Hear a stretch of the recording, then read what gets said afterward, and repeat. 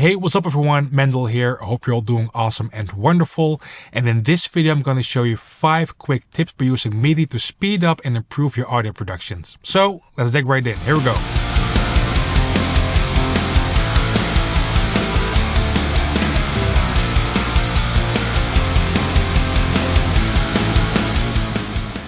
Alright, so tip number 1 is programming off the grid. So as you can see, I have this drum part programmed over here, which is programmed exactly everything on the grid, and it doesn't sound really good or human in my opinion. Let's take a listen.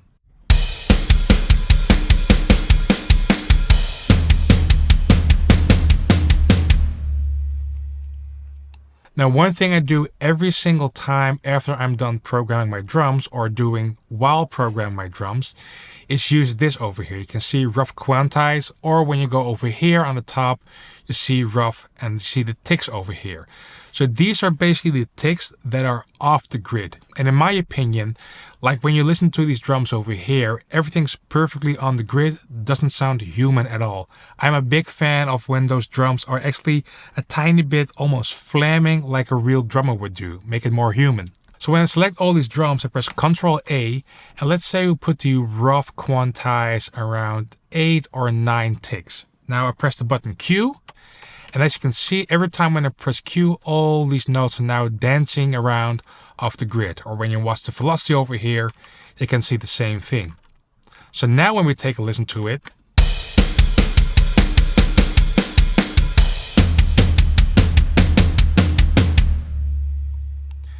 it's still a tight performance, but it's not exactly on the grid. It's a bit more loose, which is way more human in my opinion. So that's tip number 1. Alright, tip number 2, multi-part editing. Now we still have the same drum part over here. And let's say I want to program some bass just for an idea, or perhaps program the bass and not hire a bassist at all. So I'm using the drawing tool over here to just draw a tiny bit over there, and I select both events. Now what's nice about this, I have my MIDI map over here with all the correct names. So when I have this dual selected now in the multi-view, all those names like hat, cymbal, snare, and kick drum are all named right in my piano roll. So for an example, if I want to emphasize the kick part with the bass guitar, I can select all my kicks over here. So when I go to bass, right over here, I do Ctrl V, and now the kick part is pasted on the bass track. So now we can do everything with it. For example, we're going to make it a bit longer or a bit more staccato, for an example.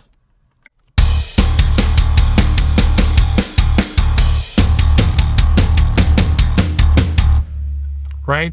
Or we can even do that we on the drum track, for an example, we select all the snare drums, because those snare drum and the snare drum hits and the tom hits are more emphasized on the second part.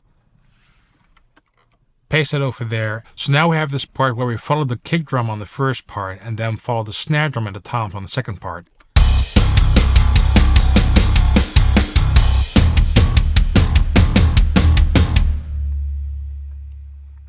And you can take this as far as you want. You can do this with synthesize and bass, like copy pasting or perhaps harmonizing it. I mean, the sky's the limit with this. Tip number 3 is logical editor velocity. So let's take a listen to this part for an example.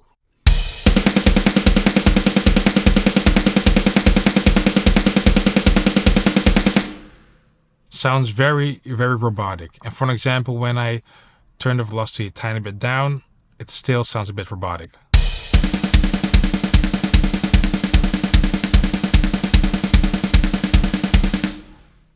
And this is where I use something called the logical editor. Maybe you've heard of it, and maybe you've not heard of it. I think it's one of the most powerful tools in Cubase.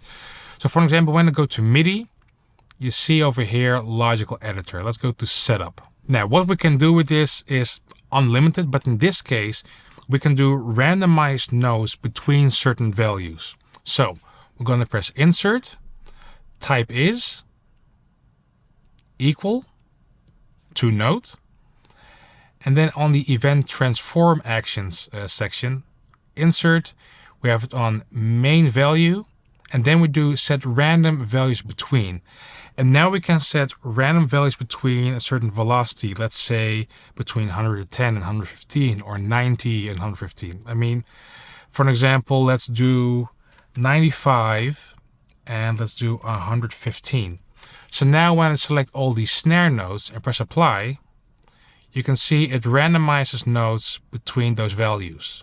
And this can mimic as far how good we can program drums close to a human drummer. But this can basically mimic all those pleasant inaccuracies of a fill. So let's take a listen.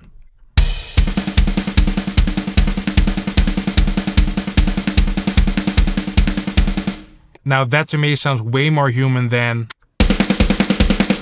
or even, all those different velocities make it way more human. So again, apply.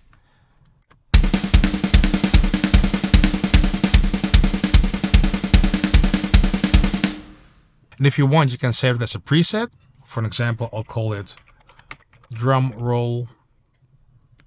And then to even speed up your workflow more, we can assign this preset or this logical editor preset to a key combination. So go to key commands, and now we see here drum roll, that's the preset. And now we can assign it to a key combination. Let's say Ctrl-Shift-M, just something random. And now, for example, if these were all max and now do Ctrl-Shift-M, I can quickly randomize anything MIDI. And this can be applied to strings, to drums, to bass guitar. Again, sky's the limit. All right, tip number 4 is my keypad system. This, what I'm about to explain, is first so super simple to set up, but I can't even explain how much time I've saved. And you can apply this in your own way, but let's dive into the details. So when you look at the grid over here, I can quickly switch between different grid options. Let me zoom in a tiny bit. So as you can see, the grid changes to different values, etc. So what I've done, I created this simple system that's very easy for my brain to remember because I have terrible memory, but that will let me very quickly switch between all these quantized presets. And it's set up as follows. So when I press Ctrl Keypad 1, it's whole notes. When I press Ctrl Keypad 2, it's half notes. Ctrl Keypad 4 is quarter notes. Ctrl Keypad 8 is eighth notes. 6 is 16th notes. Ctrl 3 switches between triplets and non-triplets, as you can see over here. And 9 is 32nd notes. So when I zoom in and over. And as you can see over here on the top, 1, 2, 4, 8, 6, triplets, on and off. And keypad number 9 is 32, which I rarely use. Whenever I'm programming drums, for an example, this is the biggest time saver. When I do 1, I have one note. When I do quarter notes, 8 notes, I can do 16th notes, 16 triplets, 32nd notes. I just don't know where to start if I had to explain how many hours I can save with this in a day. And the setup is really simple. Again, you just go to key commands. And as you can see over here in the quantize category. So again, I've just linked it to the numbers on the keypad. So set quantize 1, for an example, is command number pad 1. Set quantize to half notes is number pad 2. 4, 4, so quarter notes, eighth notes to number pad 8. You get the idea. If you implement this, or you can set this to your own favorite likings, but for me, it's very easy to quickly access these. It saves so much time. I can't comprehend how much time it saves. It's such a natural thing for me. And to be honest, it doesn't only apply, or I don't only apply this on MIDI. I use it in my events on the whole project. If I want to move things quarter notes, eighth notes, 16 notes, etc. It's just that speed, improve of the speed of the workflow. So implement it in your own way, but the keypad thing for me works flawlessly. All right, and lastly but not least, tip number 5 is the MidiGate. A lot of times, especially when heavier rock or heavier types of metal, it's really hard to get those tom parts like really cut out, precise and clean. And that's where I personally like to use MIDI and the MidiGate. So to give you a quick example how I do this, and this is pretty straightforward, but again, such an, in my opinion, underrated powerful tool. Let's say we want to gate this tom really well. That part. So the first thing I always do is convert all the shells to MIDI, so kick, snare and toms. In this case, I'm just going to show you the tom 1. So I select that event, press edit hit points, and then we can zoom out, see where the threshold is. So we see all these loud peaks, right? So those are all tom hits. So those are the only ones we need. Then I make sure my MIDI track is selected over here. Let's call it Tom 1 for now. So under Create, you see MIDI notes. And let's do dynamic velocity. No, D1. First select the track because we selected the MIDI track. Okay. Now the cool thing is the following. So now we have all those tom hits of Tom 1 converted to MIDI information. And we can do with this whatever we want. So for an example, if I connect this MIDI track to this MidiGate over here.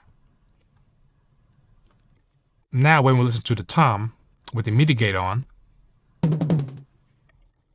everything is perfectly silent except when those MIDI notes are activating the MidiGate, which is very, very clean, and no more gates accidentally opening because of certain cymbal hits or snare hits that are really loud that are being captured by the tom mic. So normally it sounds like this. And now with the MidiGate, there we go. Alright, so there you have it. Those are 5 tips how you can use MIDI in your production to speed up or improve your workflow. If you have any questions about this, please let me know down in the comments. I'd be happy to help you guys.